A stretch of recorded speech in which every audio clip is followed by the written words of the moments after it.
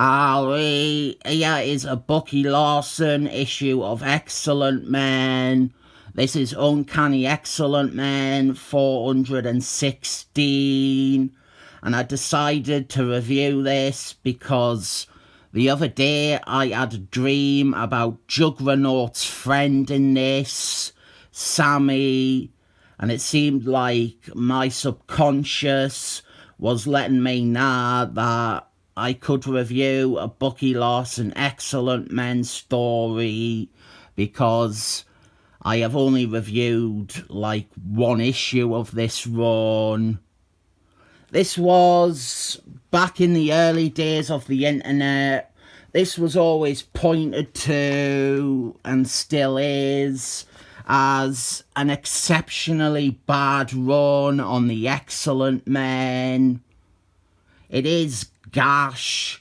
They are stories that make no sense, awful ideas, bad writing of certain characters, the writer's wife being a character that all the men are in love with. Really bad run. But then there is issues like this, and with this run there is stuff that is bad and there is stuff that is not bad. There's no stuff you can describe as good, but this one is one of those that is not bad. Marvel also had a manga artist as the regular artist on the book, and he redesigned all the team, and all the redesigns were great, but the problem was that no other artist could draw them. They're not even complicated designs. It's just that they look like shit whenever any other artist draws them, which is most of the run, because this artist only does like 7 or 8 issues. Snowman, he is an arsehole here. He out of nowhere proclaims that the only excellent men who count, the only real excellent men, are the original 5, and everyone else are just posers. I wasn't going to mention this because I was afraid it might make people think that I am biased when it comes to the bits later on that I will say are not bad. But this was one of the first comics I bought myself. I saved up my dinner money and bought this when I was like 13 or 14. There is just a bit of nostalgia for me, but I feel it is directed at the comic as a concept rather than the actual story or its contents. By the way, can we agree that I have always managed to keep my comics in pretty good condition? This didn't and doesn't even have a bag or a board, and this is acceptable to be sold on to someone. But a thing like this, we have an issue that is as much as someone's first here, and you're starting off by having Snowman be a dick, and this is the sort of thing that would make someone predisposed to not like Snowman. There is a lot of that in this run. There's a lot of stuff with Cyclist and Dr. X and Miss Magnets, and it all follows the same pattern. But Juggernaut is something that is not bad. You ask most people who have read this run, they will point to the stuff with Juggernaut as being the least offensive or the most worthwhile thing done. Bucky Lawson He added Juggernaut to the team and started exploring his background and trying to sympathise him. One part of that is his friendship with a student at the excellent men's school called Sammy. And then, yikes, here is a scene with Cyclist, Dr. X, and Bucky Larson's wife. So let's skip that. And we can't because it goes on forever. This nurse is Bucky Larson's wife. She is at the centre of most of this run. She is improbably a main character, and Pillock and Snowman both are in love with her, and everyone else thinks she is amazing, and she is bloody not. Fucking 5 pages of the comic all about back to Juggernaut, and this issue does a lot of the early footwork in trying to humanise him and redeem him.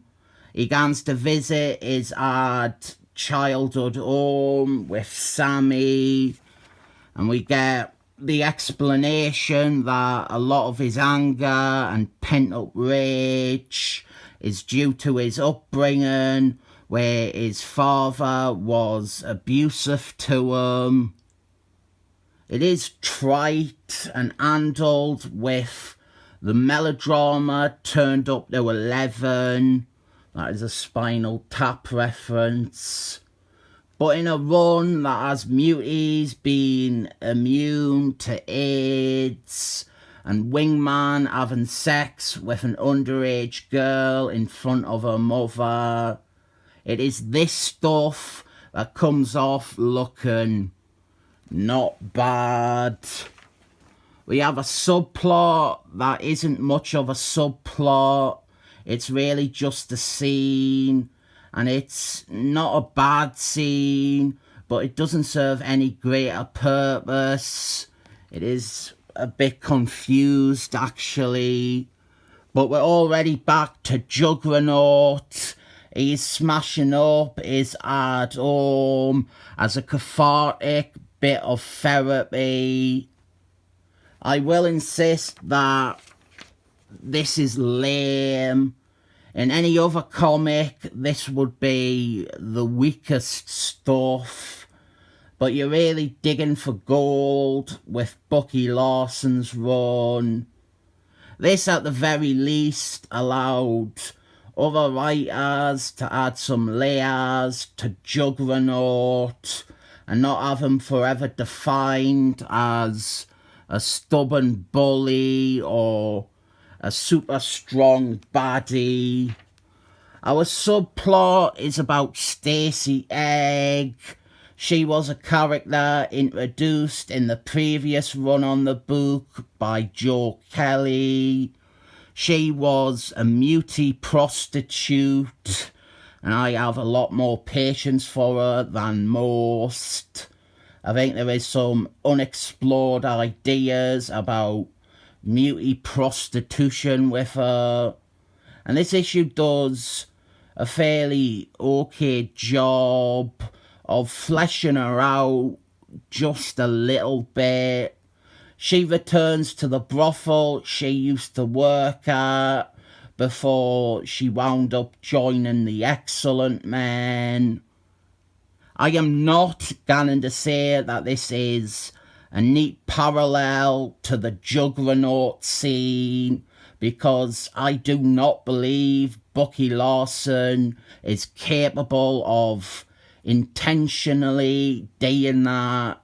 I think it is a coincidence that happens to make his comic look a bit more thoughtful than it actually is. But this stuff with Stacey Egg is useless because she is written out of the book off panel. in like an issue or two's time. He didn't want the character around, so I don't know why he spent this issue giving her a couple of pages if they amount to nothing. But the main focus was Juggernaut, and that stuff is not bad. I would still not really recommend it. There were plenty of pages about half the comic that was bad as opposed to not bad. The other thing is that bit with Snowman, there is no payoff or resolution to that. In the next few issues, he doesn't change his mind or whatever. It's just never brought up again. Snowman is just a dick for no reason. And that happens so much in this run. Didn't recommend it. 7 thumbs up.